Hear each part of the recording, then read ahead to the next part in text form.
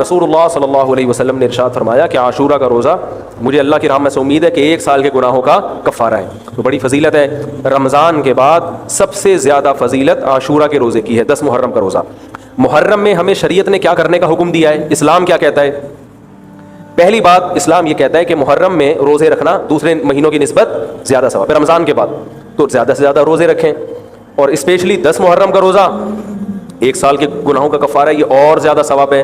پورے محرم نہیں رکھے جاتے, 10 محرم کا رکھنا ہے. حدیث میں آتا ہے کہ آپ نے حکم دیا 2 روزے ملا کے رکھو, کیونکہ یہودی جو تھے وہ 1 روزہ رکھتے تھے, صحیح ہے نا. تو یہودیوں سے مشابہت سے بچنے کے لیے ہمیں حکم دیا کہ اس کے ساتھ ایک اور روزہ ملائیں. تو علماء یہ کہتے ہیں کہ آج کل یہودی 10 محرم کا روزہ نہیں رکھتے, تو اب مشابہت ختم ہو گئی ہے. تو اگر کوئی 9, 10 یا 10, 11 کا رکھ لے تو اچھی بات ہے, نہیں تو صرف 10 محرم کا بھی رکھ لے تو بھی انشاءاللہ پورا ثواب ملے گا, کیونکہ اب اس میں مشابہت رہی نہیں ہے. سمجھ رہے ہیں کہ نہیں سمجھ رہے؟ یہ کرنے کا کام ہے. دوسرا کام, محرم میں گناہ دوسرے مہینوں کی نسبت زیادہ, اس کی قباحت زیادہ بڑھ جاتی ہے, کیونکہ 4 مہینے محترم ہیں, ذوالقعدہ, ذی الحجہ, محرم اور رجب. یہ 4 مہینے جو ہیں اسلام میں اشہر حرم کہلاتے ہیں. قرآن کہہ رہا ہے فلا تظلموا فیہن انفسکم, اس میں اپنی جانوں پہ ظلم مت کرو. یہ ماتم کرنا بھی تو ظلم ہے نا اپنی جان پہ. تو اللہ نے فرمایا ان 4 مہینوں میں اپنی جان پہ ظلم مت کرو. کسی بھی طرح سے ظلم ہو, جسمانی ظلم ہو, روحانی ظلم ہو. جسمانی ظلم ماتم کر کے بھی ہو سکتا ہے, اور انگاروں پہ چل کے بھی ہو سکتا ہے, اپنے آپ کو پیٹ کے بھی ہو سکتا ہے. روحانی ظلم کیا ہے؟ گناہ کر کا. تو نہ گناہ کرنے کی اجازت, نہ کسی اور طرح سے. عام مہینوں میں بھی ظلم کی اجازت نہیں ہے, نہ اپنے اوپر اور نہ کسی اور پر. تو ان 4 مہینوں میں ظلم کی نوعیت بڑھ جاتی ہے. سمجھ رہے ہیں؟ یہ ایک محرم کی فضیلت ہے اسلام میں. اور تیسری فضیلت جو محرم کی, جو بعض روایات سے ثابت ہے, یعنی جو فضیلت تو نہیں کہیں گے اس کو, جو محرم میں کرنے کا کام ہے, وہ بعض حدیث میں آتا ہے کہ آپ صلی اللہ علیہ وسلم نے ارشاد فرمایا کہ عاشورہ کے دن اپنے اہل و عیال پر دسترخوان کو وسعت دو, اس سے رزق میں برکت ہوتی ہے. لیکن یہ جو حدیث ہے یہ ضعیف ہے, سند کے لحاظ سے پاورفل اور مضبوط نہیں ہے.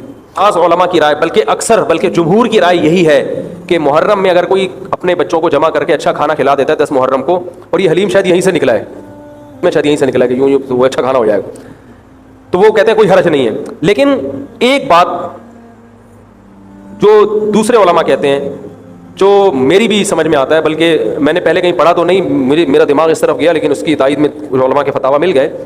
تو عاشورہ کے دن روزہ رکھنے کا حکم ہے, یہ بالکل بخاری مسلم کی صحیح حدیث سے ثابت ہے. اور جو کھانا کھلانے والی روایت ہے وہ اس ٹکر کی نہیں, اس کو تو ابن تیمیہ جیسے محقق نے بالکل ہی کلعدم قرار دے دیا, بعض عرب علماء نے بھی بالکل کلعدم قرار دے دیا, اگرچہ ہماری رائے ہے کہ بالکل کلعدم نہیں ہے, لیکن بہرحال اس میں محدثین کا بڑا اختلاف ہوا ہے. جبکہ روزہ رکھنے والی جو روایات ہیں وہ بالکل بے غبار ہیں, ان کو سب صحیح مانتے ہیں. تو کھانا کھلانا اور روزہ جمع, بولو بھائی, نہیں ہو سکتا. اس لیے کہ اگر وہ روزے کا دن ہے تو کھانے کا دن نہیں ہے, کھانے کا دن ہے تو روزے کا نہیں. ابن تیمیہ رحمہ اللہ تعالیٰ کی رائے یہ ہے کہ بعض لوگوں نے شیعہ کی مخالفت میں غلو کیا ہے. شیعہ نے اس دن کو چونکہ منحوس بنا دیا 10 محرم کو, تو انہوں نے مخالفت میں اس دن کو ایک سیلیبریٹ کرنے کے لیے نا کھانا کھلانے کا حکم دے دیا کہ ہم منحوس نہیں سمجھتے, بلکہ اس کا کیا کریں گے, اپوزٹ کے, کھاؤ اور کھلاؤ. تو انہوں نے کہا یہ بھی غلو ہوا ہے دوسری طرف. بھائی منحوس نہیں ہے, مبارک ہے ہماری نظر میں, لیکن اتنا مبارک کہ اس میں کھانا کھلانا, اور یعنی عید والا عنصر کھانا کھلانا تو عید کے دن ہوتا ہے نا, تو عید نہیں ہے بہرحال. تو یہ بھی بڑی جاندار بات, اگرچہ یہ عقلی دلیل ہے, مگر یہ ایسی نہیں ہے کہ بالکل اس کو کلعدم قرار دے دیا جائے. تو اب علماء نے دونوں حدیثوں کو تطبیق کی کوشش کی, علماء نے کہ بھائی کھانا بھی کھلاؤ اور روزہ بھی رکھو, افطاری میں کھلا دو, سحری اور افطاری میں. تو بات یہ ہے کہ افطاری میں اگر آپ کھلائیں گے تو وہ 11 محرم شروع ہو چکی ہوگی, وہ 10 محرم بولو بھائی نہیں رہے گی. دوسرا سحری میں جو کھلانے کا مسئلہ ہے نا, سحری میں, تو سحری میں جب ہم کوئی کہتے ہیں نا فلاں دن یہ کام کرنا ہے, فلاں دن, تو اس سے لغت میں جو ذہن میں متبادر ہوتا ہے نا وہ دن کا وقت ہے, وہ 3:30 پونے 4 کا وقت نہیں ہوتا.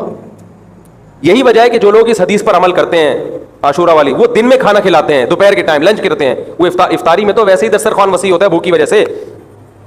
ارے بابا وہ تو ویسے ہی بچوں کو جب روزہ رکھا ہوا ہے تو اچھا کھلاؤ, سحری اچھی کراؤ, اور افطاری وہ تو ویسے ہی بھوک کی وجہ سے رمضان میں دیکھو نا کیسے کھلے دسترخوان ہوتے ہیں. تو میں نے بڑی کوشش کی دونوں حدیثوں کو جمع کریں, لیکن تکلف کے بغیر یہ ممکن نہیں ہے. تو فقہ کا ایک اصول ہے کہ جب کوئی بے غبار صحیح حدیث ہوتی ہے اور اس سے ایک اصول ثابت ہو رہا ہے تو اس کے مقابلے میں اگر کمزور روایت آئے گی جو اس سے ٹکرا رہی ہوگی تو اس کمزور روایت کو اگرچہ وہ موضوع من گھڑت نہیں ہے لیکن اس کمزور کو اس صحیح حدیث کی مخالفت کی وجہ سے بولو بھائی رد کر دیا جائے. اس لیے میرا نالائق کا موقف یہ ہے, میں بہت نالائق ہوں, میں اتنی بڑی بڑی باتیں کرتا نہیں ہوں, لیکن ساڑی عقلچ یہ چیز آندھی نہیں ہے کہ بھائی جو روزے کا دن ہے وہ بھوکے پیاسے رہنے کا دن ہے, وہ کھانے کھلانے کا نہیں ہے. افطاری میں تو ویسے ہی کھاؤ بھی کھلاؤ بھی. تو اور اس کا نقصان یہ بھی ہوتا ہے کہ لوگوں نے اس کھانا کھلانے کے چکر میں روزے چھوڑ دیے ہیں. سمجھ رہے ہیں, جب حلیم پکے گا تو کون روزہ رکھے گا بھائی؟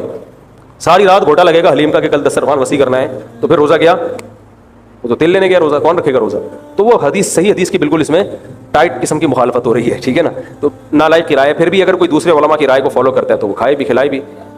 میں کہتا ہوں جو مضبوط چیز ہے اس کو لینا چاہیے, جو کمزور چیز ہے اس کو چھوڑ دینا چاہیے. ہمارے حضرت مفتی رشید احمد صاحب رحمہ اللہ ایک بات کہتے تھے کہ جہاں کھانا کھلانے کی حدیث آئے گی نا وہاں مسلمان اس کو لے ہی لے گا. کھانے پینے کی جہاں بات آئے گی مسلمان کیا کرتا ہے, وہ کہتا ہے بھائی یہ صحیح ہے, یہ بالکل صحیح حدیث ہے, ٹھیک ہے نا. وہ کیا کرتا ہے, جن علماء کی تحقیق ہے وہ تو تحقیق سے کہہ رہے ہیں, لیکن عام پبلک کی عادت یہ ہوتی ہے کہ فتویٰ بھی اسی کا فالو کریں گے جہاں کھلانے کا تذکرہ آ رہا. تو اب ہمارے کہتے جہاں کھانا کھلانے کی بات آئی مسلمان کہتا ہے بس یہ بالکل صحیح بخاری کی طرز پر, یہ بخاری کی شرط پر یہ حدیث. تو بھائی بھوکا رہنا عبادت ہے, بھوکا رہنا سنت ہے. بچوں کو تو ویسے ہی کھلاؤ, عاشورہ ہو یا نہیں ہو, اور سحری افطاری کرا دو اچھی سی, روزہ رکھواؤ. اور جو بالکل چھوٹے بچے ہیں وہ تو ویسے ہی کھاتے ہیں. تو اس لیے, اور پھر اس کا نقصان کیا ہو رہا ہے, حلیم کے گھوٹے لگ رہے ہیں پوری پوری رات بیٹھ کے, اس کے الگ نقصانات ہیں, سبیلیں لگ رہی ہیں. حضرت حسین رضی اللہ تعالیٰ عنہ تو کربلا میں شدید گرمی میں بھوکے اور پیاسے اپنی جان دیتے ہیں, اور یہاں ہم کیا کر رہے ہیں, کھانا کھا رہے ہیں, دیگیں پکا رہے ہیں, شربت پی رہے ہیں. تو یہ بات عقل میں آنے والی نہیں ہے. تو عاشورہ کے دن کی مناسبت سے روزہ ہی ہے, وہ روزہ رکھنے کا دن ہے. اللہ تعالیٰ عمل کی توفیق عطا فرمائے. وما علینا الا